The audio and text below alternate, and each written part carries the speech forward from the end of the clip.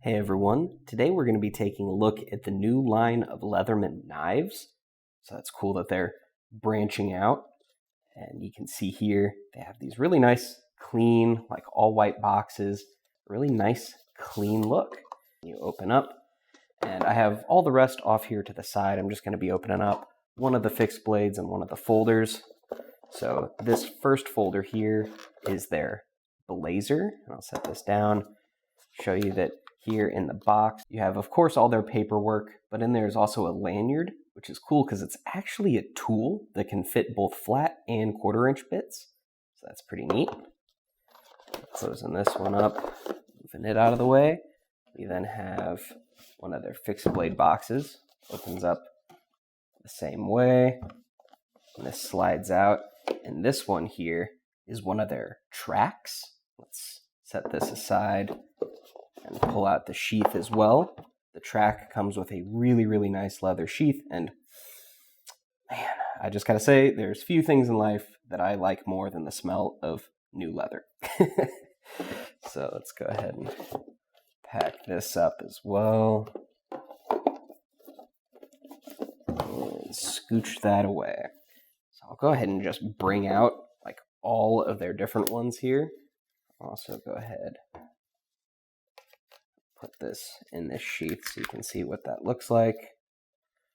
So here is their other Trac, and it comes with a nice black dyed leather sheath. And I take it back, there is one thing that is better than fresh leather, and that's fresh dyed leather. Then up next we have what they're calling their Pioneer. This one's really neat. It comes in a Kydex and leather sheath, so it's a hybrid sheath. You don't see that too often, but you do see it from time to time. I've never personally carried one, but I really like how the retention feels. You get the form fit of the Kydex, but kind of the elasticity of leather. And then there's just not enough room here, so I'm going to have to move some of this out again. And then we have some of their kitchen knives, which is cool. These are called the Rustles.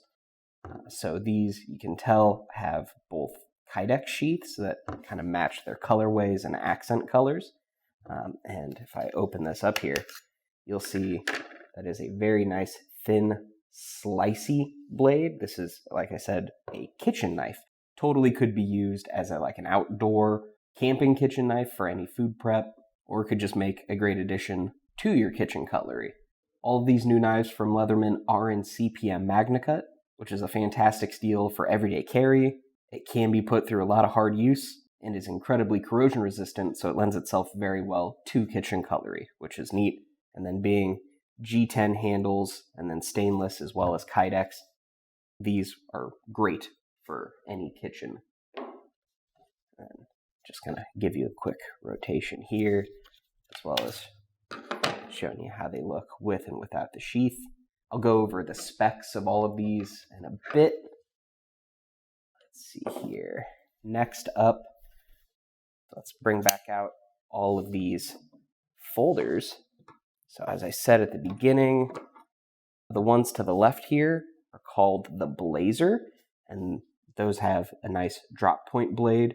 And then here to the right with this kind of like a modified sheep's foot, this is their Glider. Again, all MagnaCut blades, as you can see, etched on the blade. And then their handles are actually made out of steel. And I'll admit, when I first heard that, I was not a big fan of it. I was thinking it was going to be just a massive just weight in the pocket. But I will say they do have some heft to them. They're not nearly as bad as I was expecting. I'll actually bring out a scale here to show you right away, because they are sub 4 ounces, which for a steel handle, I think is very impressive. So let's see here. For the Glider, about 3.8, or no, that one's the Blazer.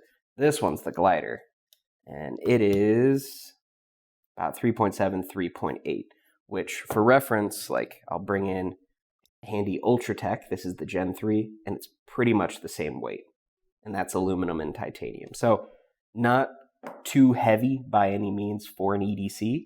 I'll also, while I've got the scale out, I'll go ahead and bring out the fixed blades as well, just to show you their weight as well. Let's re-zero that out.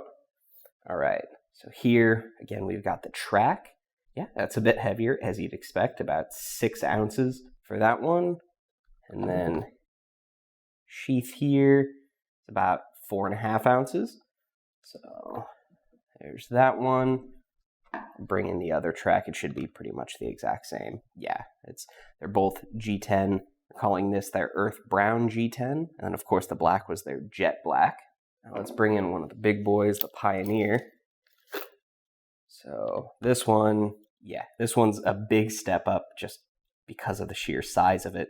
At 8.2 ounces, and then hybrid, let's make sure it's not actually resting on anything, about 3.7. And lastly, let's bring back in those Russells. It's about 4.6. 4.6. And their sheaths will definitely be the lightest.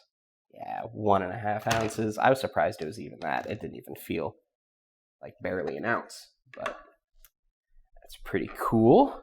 Moving these back out of the way. And let's go ahead and talk about what makes these folders pretty cool. So this is using their new patented, it is their compression wedge lock. So if you're familiar with like the Spyderco button compression lock, it looks pretty similar to that, and it works pretty similar too. It just has that one spring in there that's pushing out this button, and then on the other side, whenever you push the button in, you can see that it pops out the other side. Now, this could be an area that kind of makes it a little bit weird to get used to, because how I initially started holding this, whenever I went to push, that's exactly where my finger is. So not exactly the biggest fan of that design, but it's not like terrible or unusable by any means. You just have to kind of get used to taking your finger off of it. It does have pretty smooth action. I've seen disassembly videos of this, and it has crazy big washers, very, very big. But at the same time, its tolerances are pretty impressive. I'm not feeling any play at all there.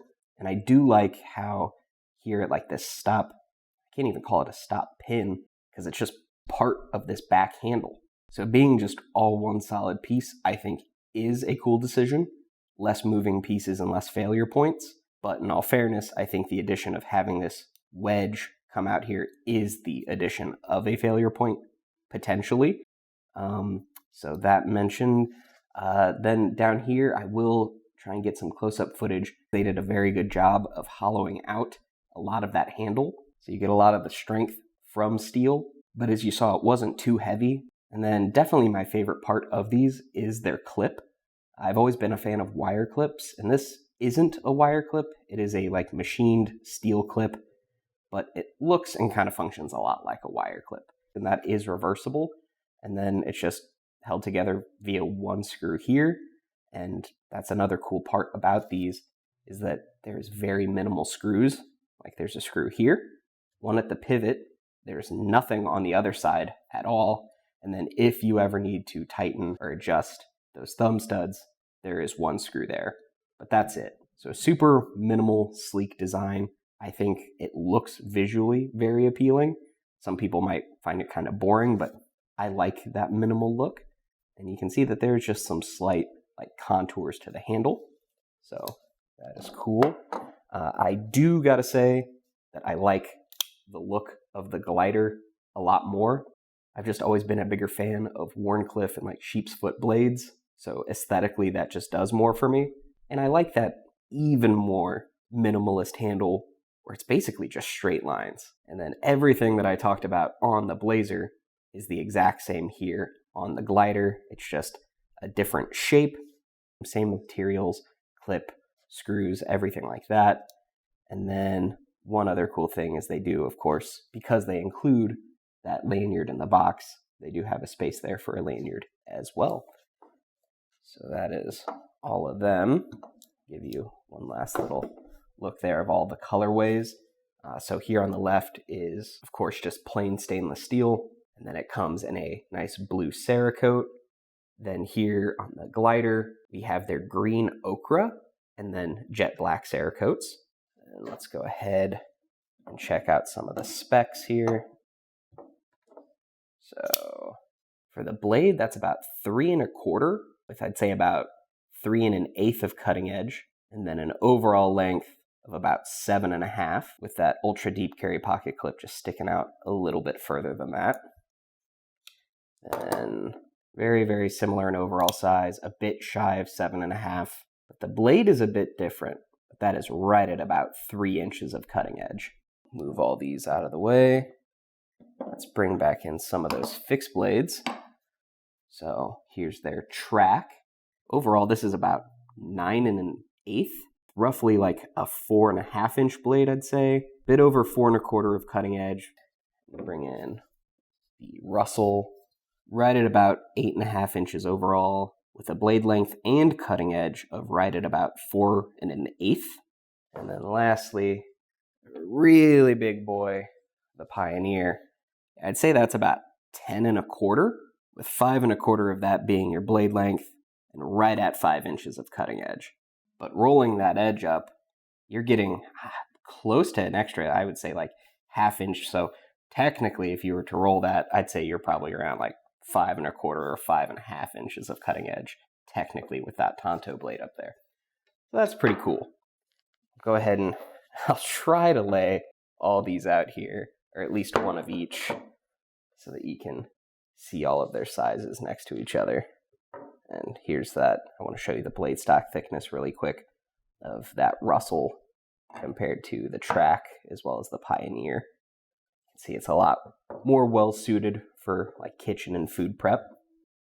So there's those. Let's go ahead. I'll bring out the stainless steel version, the Blazer. I really like that green ochre.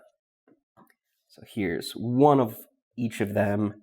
I would love to know your guys' thoughts on these. There's a lot to go over, so thank you for sticking with me. I think it is cool to see a company like Leatherman kind of breaking out of their comfort zone and trying to spice things up and meet the demands of the modern knife market. They've of course got insane popularity and strength to their brand name, but it's cool to see them not really like resting on their laurels and, like I said, taking a step out of their comfort zone and doing something entirely new. There's of course going to be some growing pains.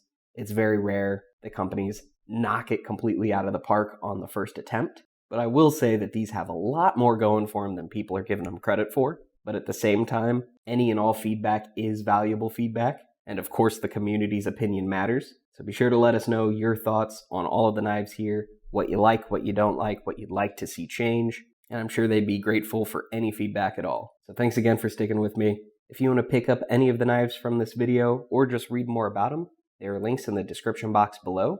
They'll take you on over to GPKNIVES.com. But before you head over, don't forget to like and subscribe, and stay sharp.